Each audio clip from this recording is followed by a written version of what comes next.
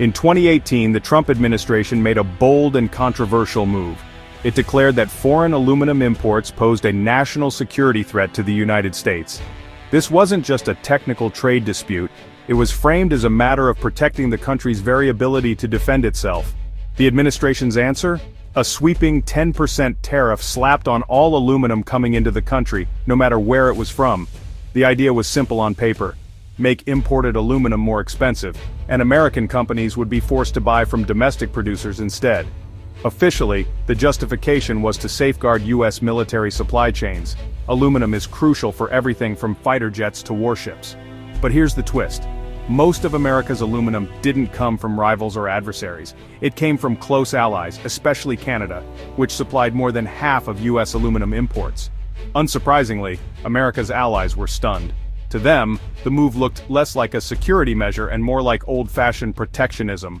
Canadian officials in particular were quick to push back, arguing that their aluminum was essential to both countries' economies and defense. The Trump administration's logic was straightforward. By making imports pricier, U.S. companies would have no choice but to buy American aluminum. This, they hoped, would revive struggling domestic smelters, create new jobs, and restore a once proud industry. But the global economy is a complex web, not a simple equation. Tariffs don't just change prices, they ripple through supply chains, affect costs for manufacturers, and can trigger retaliation from trading partners. The tariffs sent shockwaves through international trade, straining relationships with key allies and upending carefully balanced supply chains that had taken decades to build. The U.S. was betting it could target foreign producers, especially those in friendly countries, without facing serious consequences. It was a high-stakes gamble, and the world was watching to see who would blink first. But history shows that trade wars rarely go as planned. Retaliation can escalate quickly, and the economic fallout can spread far beyond the industries directly targeted. The first to feel the impact? America's neighbor to the north. Canadian producers, workers, and entire communities suddenly found themselves at the center of a global economic storm. The stage was set for a dramatic showdown on the world stage, as leaders scrambled to respond and negotiate. And as the dust settled, it was clear, Canada was about to take center stage in a trade drama that would have consequences far beyond aluminum. For Canada, the tariffs were a shock. For decades, Canadian aluminum, mostly from Quebec, was a staple in U.S. cars and cans. Suddenly, their biggest customer called them a security risk. Canadian producers faced a tough choice: absorb the tariff and lose profits, or pass it to U.S. buyers and risk losing business. The uncertainty threatened jobs and communities. The national security claim stung, given Canada's role as a close U.S. ally and NATO partner. The tariffs felt like a betrayal, straining a trusted partnership. Canada realized it couldn't rely on the U.S. market anymore. The government and industry scrambled for new buyers. The search for alternatives would reshape Canada's trade strategy. The answer lay across the Atlantic. When the U.S. market suddenly closed its doors to Canadian aluminum, it sent shockwaves through the industry. Faced with a major crisis, Canadian producers had to act fast. Their solution? Pivot to Europe. A bold move that would reshape global trade patterns. This wasn't just a matter of rerouting ships, it meant building entirely new supply chains, forging fresh business relationships, and navigating unfamiliar regulations.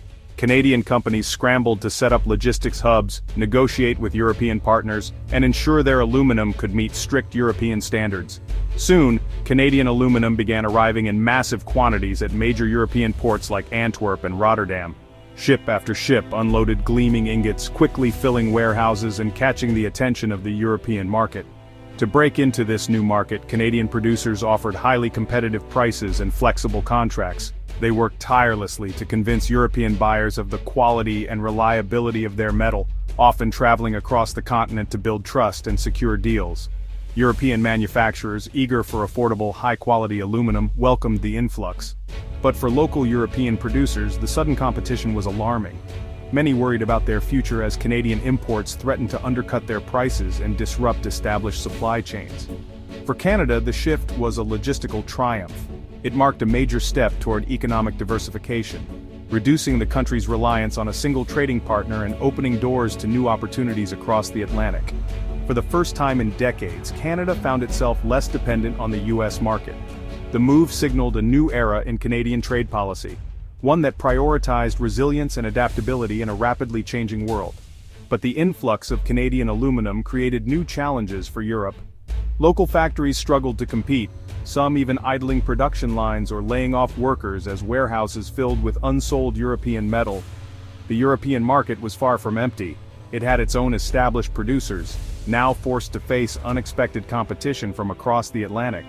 Tensions rose as the industry scrambled to adapt. What had started as Canada's solution to a trade crisis quickly became Europe's headache, sparking debates, headlines, and even trade disputes across the continent. The trade dominoes kept falling, reshaping industries and alliances on both sides of the Atlantic. Europe's aluminum producers were blindsided by the sudden surge of Canadian metal flooding their markets, a wave they never saw coming. Already struggling with some of the highest energy costs in the world, European smelters found themselves facing a new and unexpected threat: a flood of cheaper, abundant Canadian aluminum, rerouted from the US after new tariffs. As Canadian shipments poured in, prices across Europe plummeted.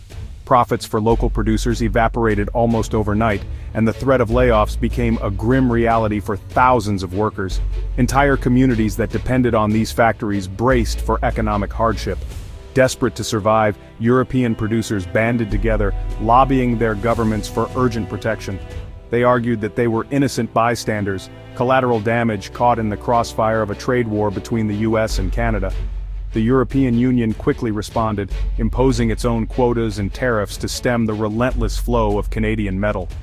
Officials in Brussels framed these measures as necessary to defend European jobs and industry.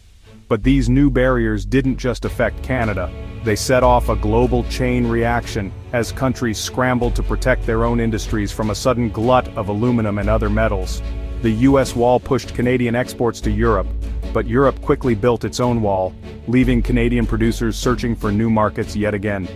What began as a US policy to help its own aluminum industry spiraled into a worldwide game of trade whack-a-mole, with each country raising barriers in response to the last. Producers everywhere now faced a maze of new obstacles, uncertainty, and the constant threat of more layoffs.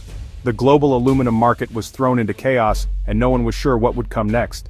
The dream of revitalizing US industry had set off a domino effect, with consequences rippling far beyond American borders.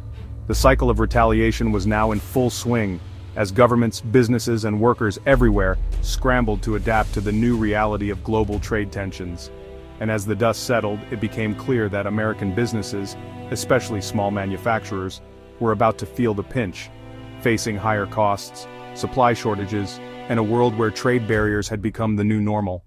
US manufacturers, car makers, brewers, builders, were hit hard.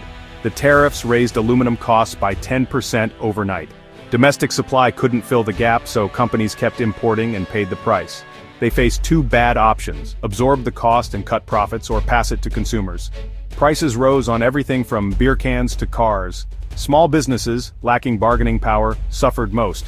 The tariffs, meant to help a few smelters, became a tax on thousands of manufacturers and millions of consumers. Instead of protecting jobs, the policy threatened them. The pain was widespread, and the promised revival never came. The tariffs were supposed to spark a US aluminum renaissance. In reality, only a few struggling smelters benefited. Building or restarting a smelter takes years and billions, far more than a temporary tariff could justify. Investors saw too much risk and too little certainty. US production never met demand, so manufacturers kept importing and paying tariffs.